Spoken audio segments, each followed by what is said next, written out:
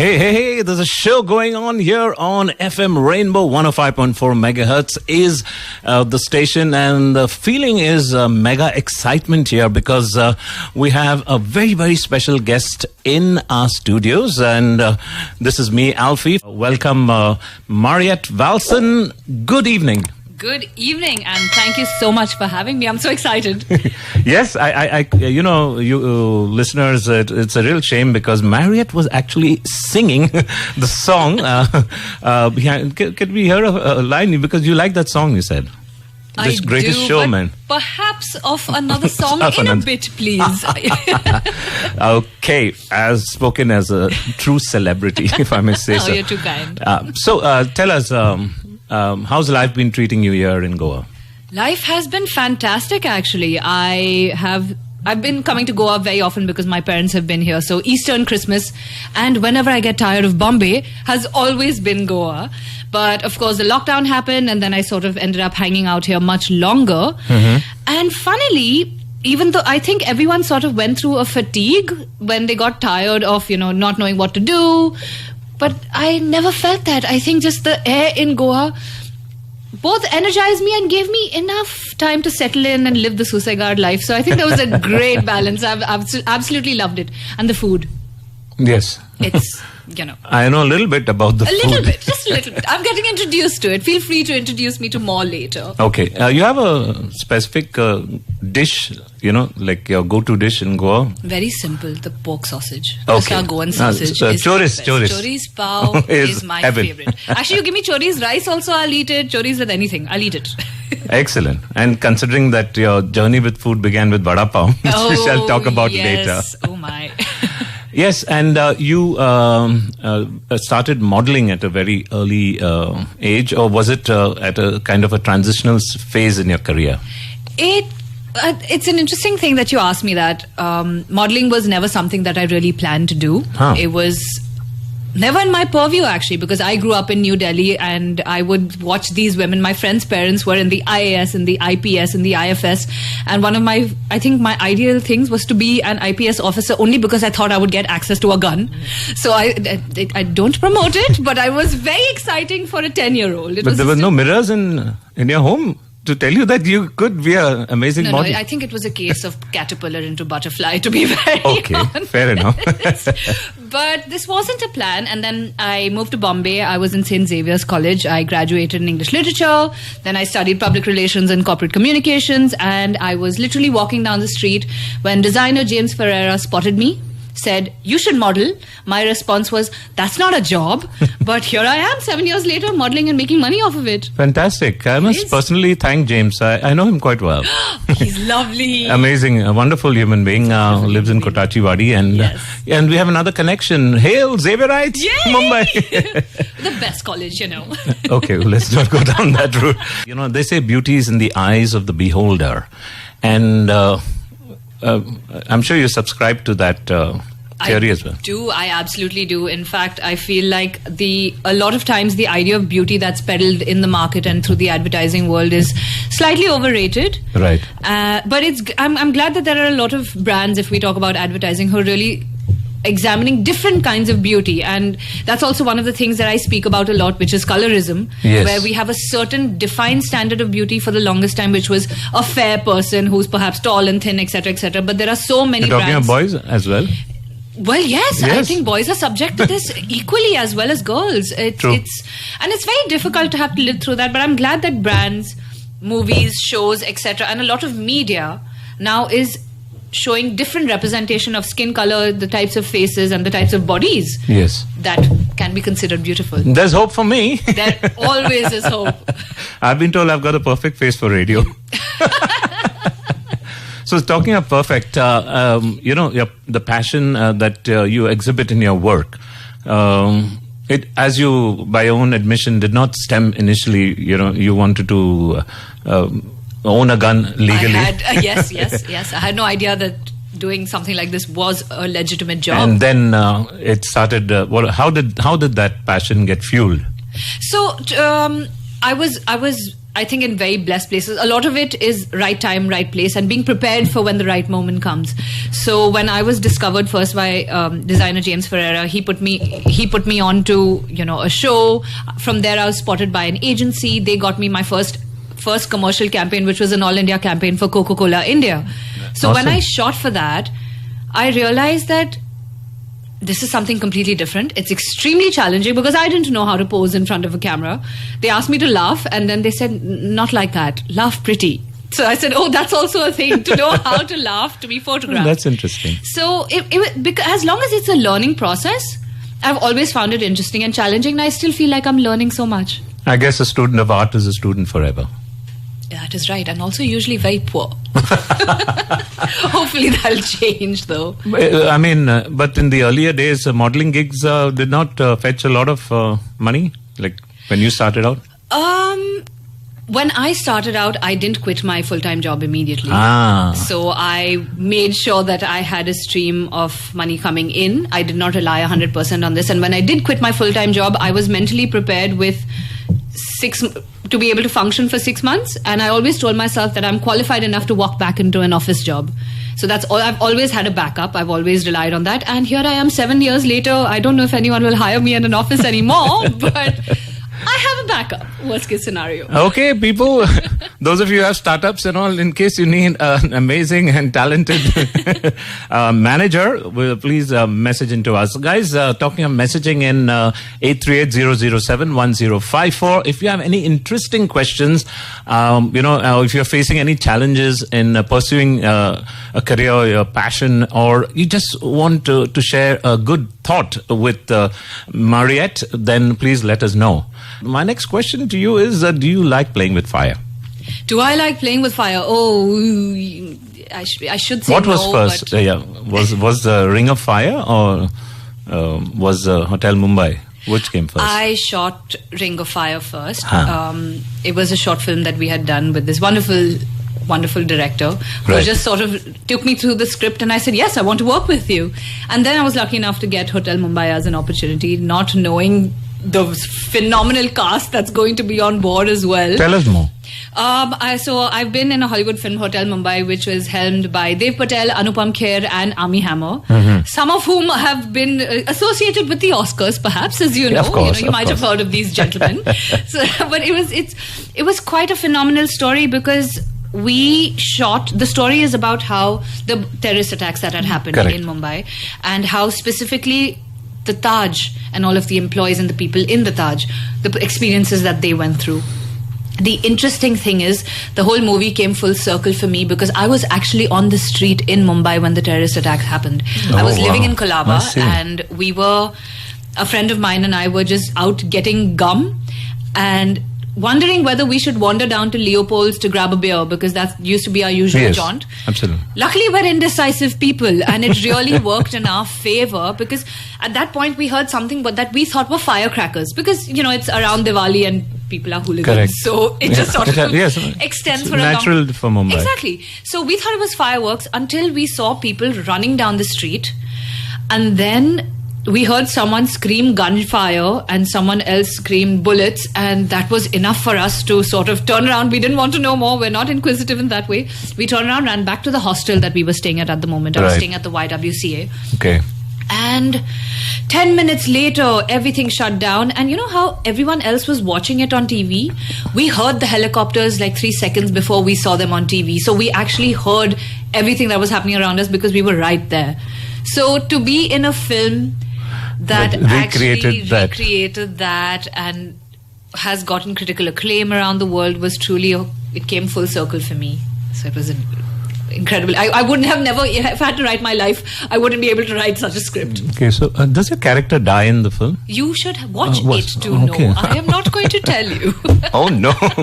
Okay, so it must have been quite a stressful experience. Acting and being a part of film, as fun as it sounds, but there's a lot of hard work. There is a lot of hard work, and it was being in that situation. Even while I was auditioning, I was drawn back to the day that it happened, and while I've been blessed enough not to be in direct line of fire for anything. Right. I think as an actor also, there are two things that I feel that are very important. One is imagination, of course, But also empathy. And I think this is something people keep saying that, you have to be born an actor. And I don't think that's true. Every human being has access to imagination and has access to empathy. It's just a question of how much you're willing to practice opening up and practice imagining things. And I've always been called a daydreamer and too emotional. I never thought that I'd get paid to be all of those things. It's a wonderful, wonderful way to be. Excellent. Fantastic. Mariette, what does Mariette mean? Little Marie? Perhaps. I don't know, but I do know that it is a French name. And my parents, I think the priest who baptized me was wandering around the world, and they wanted to name me after Mother Mary, but not a name as obvious as Mary. So Mariette. And he suggested Mariette. So here I am, living up to my name, whatever it may mean. Speaking of French, you did some French short film as well. I did do a French short film. I'm sure you didn't get it because of the French name. Well, the director found me on Facebook.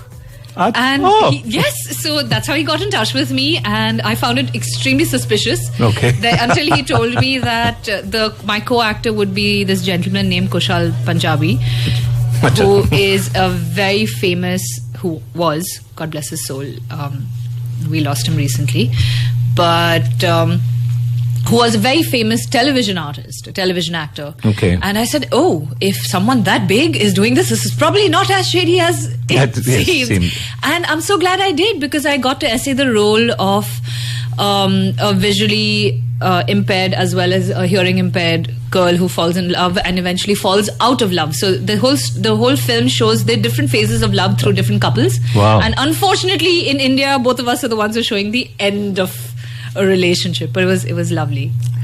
Now, besides movies and modeling, you're also quite an activist. So, what are some of the issues that dear to your heart? So, being an activist per se was something that it's not a word that I really actively thought about. Right. But growing up, I would always see my mother, we've always grown up with her helping dogs. So we've always helped stray animals. And we've been in love with animals all our lives. So we've always helped house them, feed them, neuter them. And aside from that, one of the things that my mother used to do was take my brother and I to Shanti Avedna, which was a cancer hospital for a lot of people who were abandoned by their families because they were in the last leg of cancer. And other people would think that it's very shocking to have little children be taken to homes like this. But I think it was fantastic because we were taught empathy. Correct. And it was shown. And it was so nice because we would see the difference in all of these people's faces when they saw little kids who perhaps didn't think about anything else. And we would go and we would donate Old Spice to them because they would get bed sores. And just things like that became such a natural part of who I am and who we are as a family, that immediately when I started growing up and I started getting access to things, for example, one of the things that I did was I discovered that I was an influencer, quote unquote, about a year and a half ago. And Puma India approached me and said, we would like you to be an influencer for our brand. And I was like, what does that mean? Yeah. So they said, we're going to send you shoes. And I was like, for free? They're like, yes, for free. I said, okay. And they actually did send me shoes for free. So in the second month, when I got my second pair of shoes, I said, this is funny, but this is great. Because at that time, I also volunteered for a village school called Nareshwari, which is on the outskirts of Maharashtra. And they're a fantastic school that houses a lot of children of the Varli tribe. So they educate children of the Varli tribe in villages. And they also house orphan children who are full-time taken care of by the school. But the beauty of the school is it's also a farm. So the kids are taught how to grow their own food, how to look after food, and they're taught sustainable living. They're taught skills that will actually allow them to work in the future when they grow up. And I've always loved the school. So when they told me they're giving me free shoes, I said, so would you feel like, not giving me shoes for perhaps a month or two and using that budget to sponsor their basketball team? Because I used to sometimes go visit them and they used to practice barefoot. So I asked Puma if they would do that. Yes. They said yes, they would. But they went above and beyond and ended up donating 350 pairs of shoes, bags, and other gear. The entire thing to all of the school children who were living in that school. How wonderful.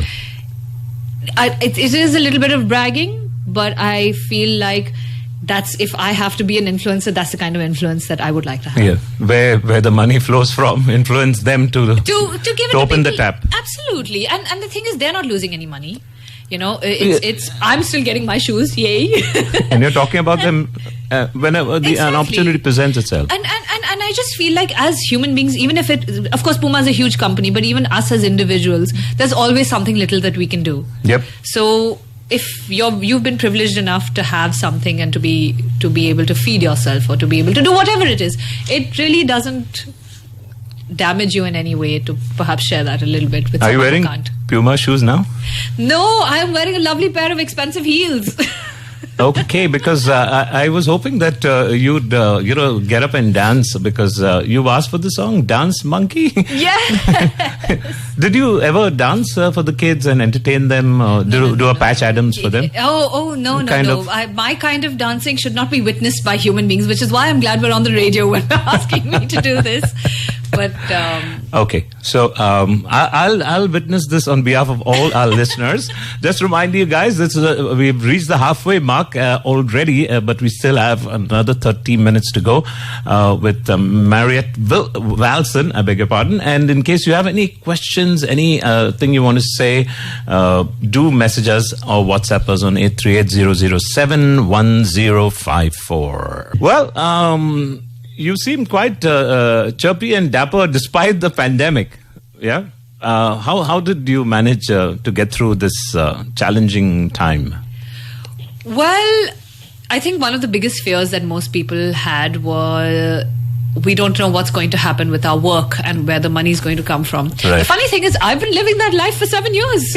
I never know where my next job is coming from. I have no idea if I'll be able to pay rent. James Ferreira saw to it. He started the training. He started the training. So in that sense, I've kind of, I suppose, been training. Been in training for a long time for this. Yes. But aside from that, I would credit my support system, my parents and friends, and myself as well. I really would, because I think I decided that it's a great opportunity. We never get time like this. You know, we never have. So I instead decided to use this time to do all of the things that I never did. So I signed up for Spanish lessons. Do not ask me to say anything. I don't think I remember anything, but I did 2 whole levels of Spanish. Oh, wonderful. I've signed up for Indian classical music because I do sing, but I've never been trained formally. What do you mean you sing? Don't lie to us here. Our listeners are, they're very sensitive people. You got to prove it. I shall perhaps. But so I just started training in Indian classical music. Oh, Indian classical. Indian classical, okay. Because I've performed in choirs. And we've done Western classical, and we've sang the Angelus, and we've sang a lot of Panis Angelicus. Yes. But I decided that perhaps I've never touched upon our Indian arts as much, so I decided to train in classical, and it's coming along. Okay. I don't know if I'll be able to sing anything for you because I'm still learning, and I just started Bharatnatyam about 2 weeks ago, and good Lord, no one told me it hurts. It hurts a lot. Okay. Maybe Puma should design shoes for Bharatnatyam dancers. Perhaps they should. Right?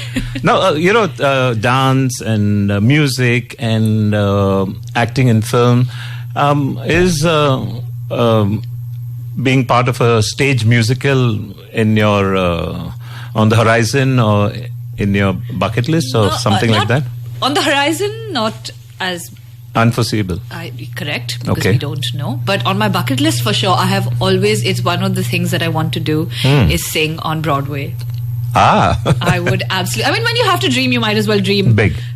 Absolutely. So I would absolutely love to perform on Broadway and be part of like a choreographed number and sort of. You believe in destiny? Do I believe in destiny? And social media. And so. Do you? Partly. No, because we're recording this show. If you sing here, you never know who's watching. Some big Broadway producer could be. Oh, is that what we're doing now? Yes. Okay, I'll sing a little bit, but it's sort of more gospel-y song. Music. संगीत की कोई भाषा नहीं. तो फरमाइए. Never was the world in such a need of peace, and never has contentment been so hard to find. So many men reaching out their hands in need of brothers and sisters in so many lands. If ever kindness was needed, then it's crying out to us. The time is now, and I want a peace and I want love for all the world. People of joy, children of hope for all the world. Father of life, I'll be the light that you shine through. For you are the peace and you are the hope for all the world. Bravo! Merci, merci. We don't have those, those applause tracks with us.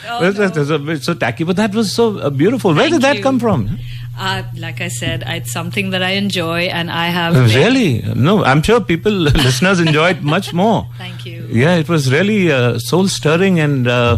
came from the heart. I had the goosies. Yay! Absolutely brilliant. So Broadway producers, if you're listening, watch out. I'm up for hiring, guys. Yes. Today some people celebrate Halloween. Oh yes, of course. Yes, and any memories of Halloween? Have you? We never really celebrated, okay. But I think the closest we got to was watching Halloween movies or cartoons on Cartoon Network growing up. Correct. There were some wonderful cartoons on Cartoon Network, and Scooby-Doo always being scared in spite of it being Halloween or not. Absolutely. Those are my memories. Fantastic. Now, since we're talking about you pursuing your passion, there are so many youngsters out there, aspiring models, aspiring actors. What would you say to them at this point in time? Don't do it. But like, are you crazy? Why would you do? No, but that aside, there are a couple of things actually. I think, obviously, in today's day and age, social media is beautiful because you can really explore your creativity, you can really put yourself out there, and it's a great platform to be noticed. Absolutely. And to get feedback. Sometimes it can be very nasty, so don't take everything to heart, but a lot of times you can get some real feedback. Definitely. So I would say start early. That's a huge advantage that you have. But I would and reach out. Just try as many things as you can, because in today's day and age, there is no formula. You have no idea what will work. Just be true to yourself and train. If you can find people to mentor you, if you have people who you look up to, learn, train, try it. Always keep trying new things. But aside from that, I would always say have a backup plan. Always have a backup plan, because unfortunately, it's not really written for all of us. True. And just in case it doesn't work out, you don't want to be the person who spent their life from the age of 16 to the age of 30 trying for one career, and then at 30 realizing that you didn't get your school degree, you didn't get your college degree, and then you don't really have the space, you're not really qualified to do anything else. So have a backup. Yes. And then just go for it, because rejection is a huge part of the industry. So very true. Now, for a model, there's a separate set of skill sets, so to speak, and for an actor. Yes. Do they overlap at some point? Frequently, because at the end of the day, You're facing the camera. Both are in front of a camera. So I feel like confidence is primary. Yes. So if you're confident, you know that you can sort of build into any other skill set that's required. If you're confident and you enjoy what you do, that's an ideal combination. Of course, everyone talks about passion all the time. And not all of us are lucky enough to be completely passionate about the work that we do. Or even if you're never going to be passionate about every aspect of the job that you do. There are a lot of parts of the job that you perhaps won't like. Absolutely. But we always hope that your driving force is much stronger than the things that will perhaps hold you back. So there are a lot of things that overlap, but I think confidence is primary in any field that you decide to go into. I'm sure there is many incidents where, your confidence kind of came to the rescue or kind of pushed you. If there's anything thought that comes to mind, would you like to share with us? Well, yes, there was a time when I made a complete fool of myself, but I did so confidently because I went to audition for a film that was another Indian Hollywood, like a Bollywood Hollywood crossover kind of film, and I was really excited because it's a huge opportunity. Of course. And I was asked if I could dance, and I said, "Sure, I can move." This is not the same as dance. Yeah. It's not, because dancing in a film is very different. So I learned the lines and I prepared, and I knew that I would ace the lines. And we walk into the studio, and the casting director, so I said, "Can I start with the lines?" She said, "Mariette, don't worry, I know you can act. Yeah. What's your dance number that you prepared?" And I was like, "Oh." So she says, "Yeah, you have to dance. You know this, right?" I said, she said, "What are you actually doing?" I said, "I'm doing contemporary." She said, "Contemporary." I said, "Yes." So we put on music, and I figured I'm an athlete. Right. So I figured that sort of grace will carry me through. And I don't know what I was doing. I was standing, sitting, rolling on the floor. There were a whole bunch of acrobats that were happening with pointed toes and pointed fingers, hoping that it looks graceful. Yes, I have trained in dance, though I actually did 4 years of ballet when I was very young. But so maybe some of that came to my rescue.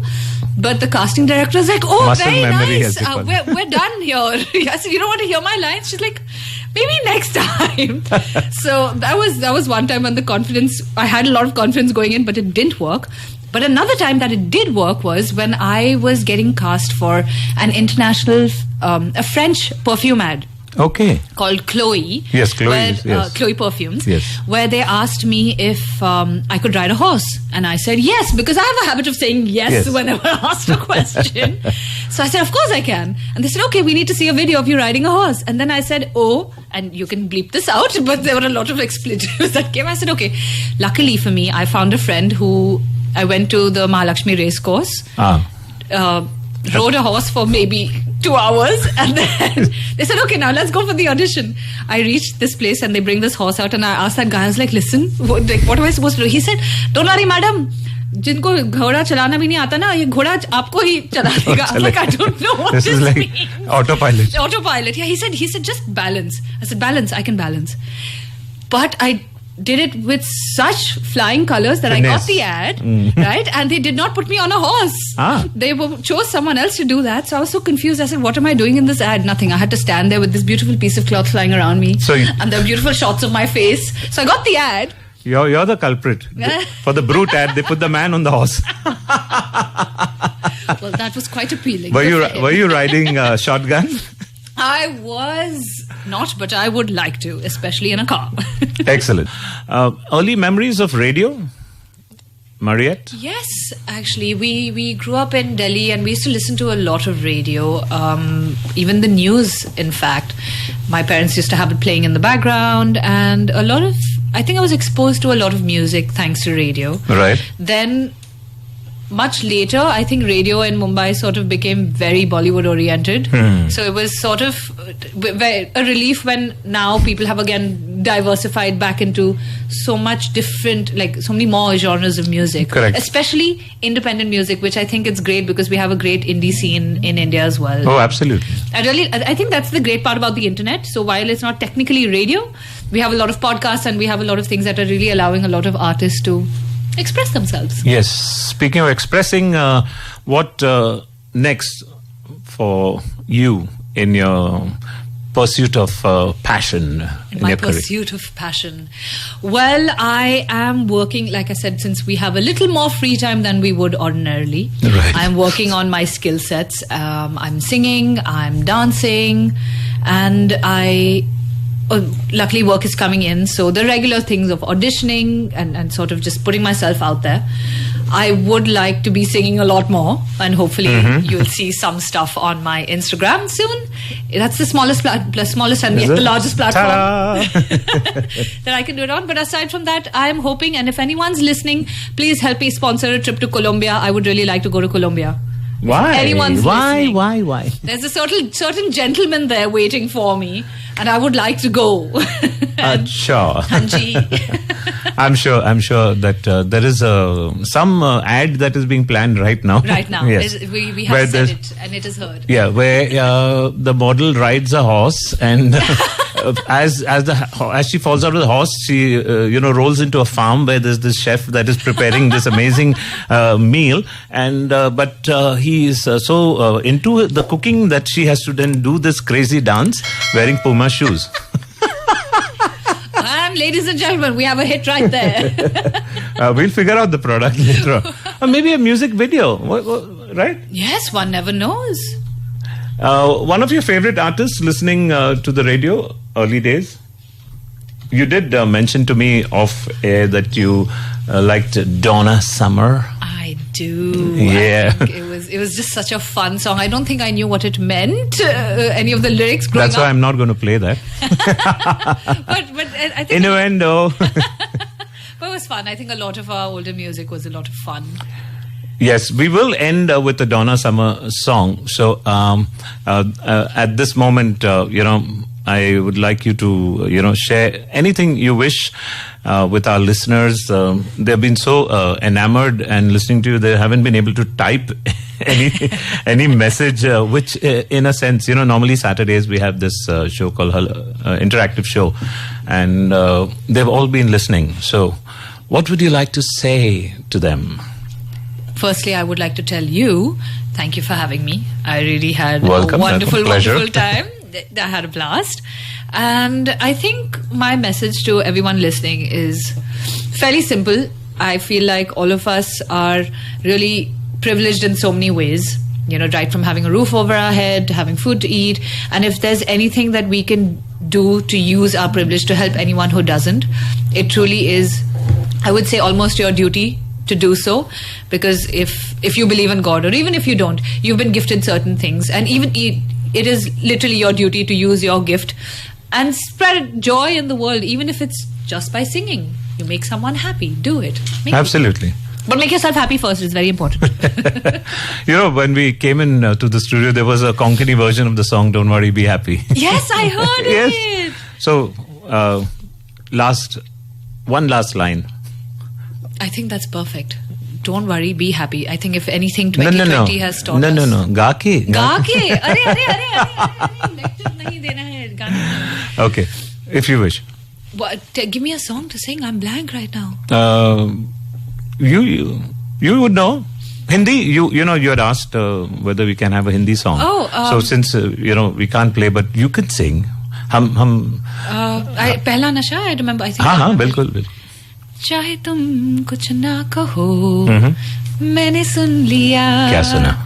कि साथी प्यार का मुझे चुन लिया. In Colombia. In Colombia. Fantastic. All right. With that, we bring the curtain down to this amazing show. Thank you so much on behalf of all of us at All India Radio, FM Rainbow Goa, and all our listeners. Mariette, Valsan, your followers are going to double on Instagram. May they triple and go 10 times. And always may you have the joie de vivre which you have so vividly expressed during the show. And we wish you all success in all your endeavors. Thank you.